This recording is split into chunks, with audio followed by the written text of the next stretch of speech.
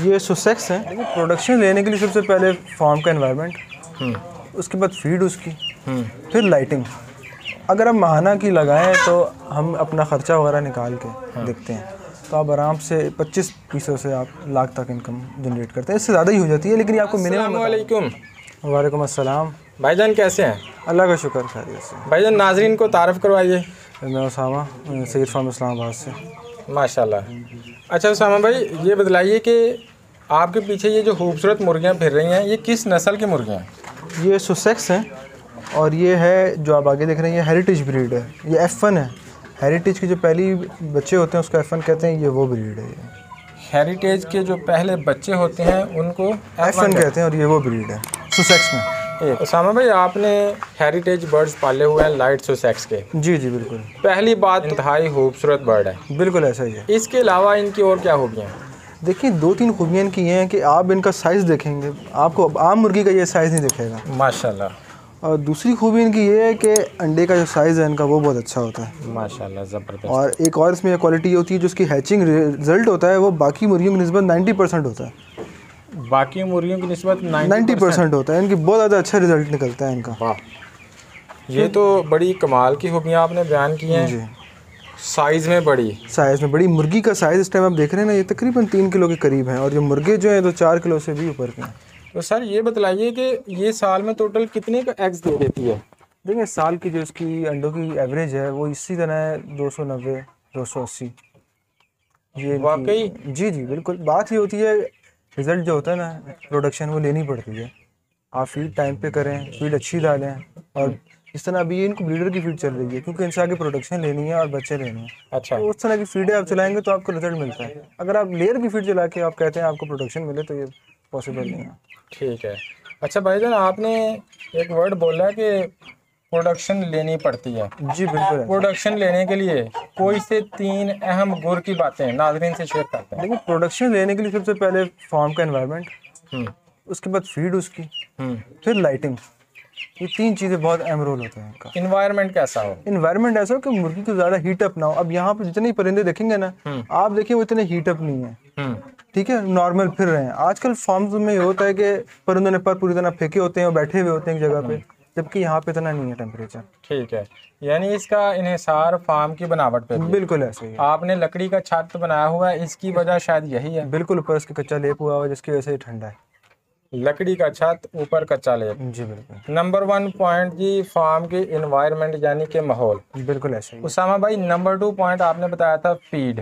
बिल्कुल ऐसे ही। कौन सी फीड डालनी है, किस किस टाइम डालनी है और कौन से विटामिन देने हैं? देखिए जब मुर्गी आपकी एग लेइंग शुरू करे, शुरू में तो आप जो आम लोग डालते हैं 13 नंबर, वो तो आप डाल सकते हैं। ठीक है। लेकिन जब आपने बच्चे उससे लेने हो तो आप लाजमी ब्रीडर की फीड इस्तेमाल करें। अच्छा। और उसकी रेशो का ख्याल रखें कि मुर्गी को अगर चाहिए ना 120-130 ग्राम फीड, वो पूरी दें आप।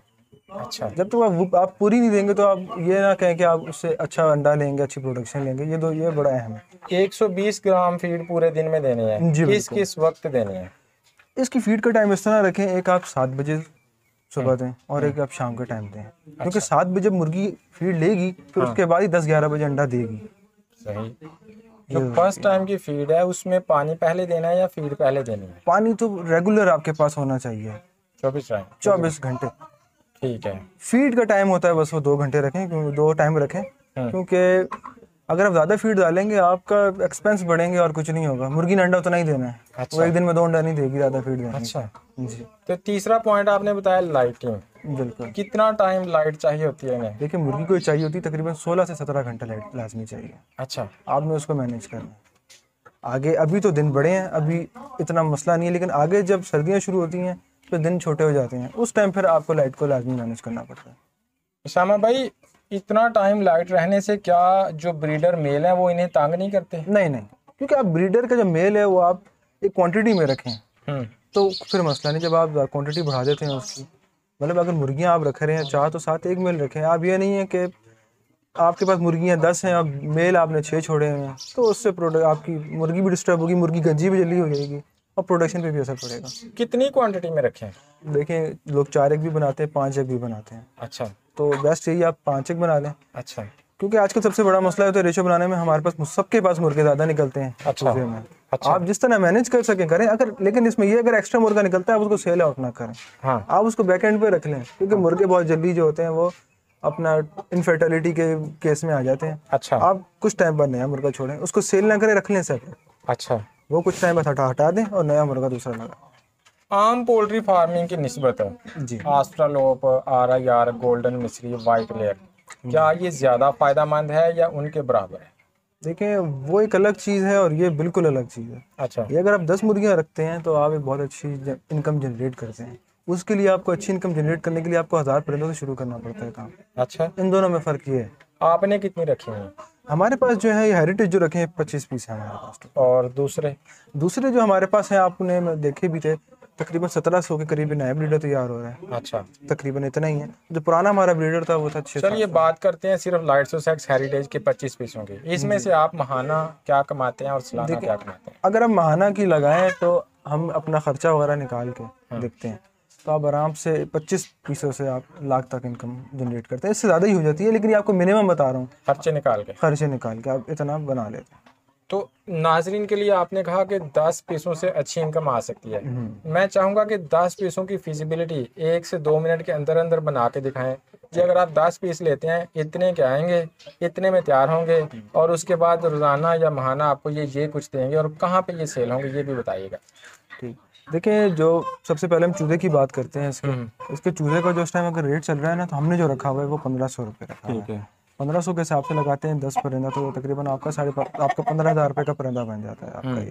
ठीक है, 15,000 का परिंदा हो गया। अगर इसकी फीड का हम एक्सपेंस डालें तो तैयार होने तक ये तकरीबन 3-3.5 बोरी खाएगी तैयार होने तक।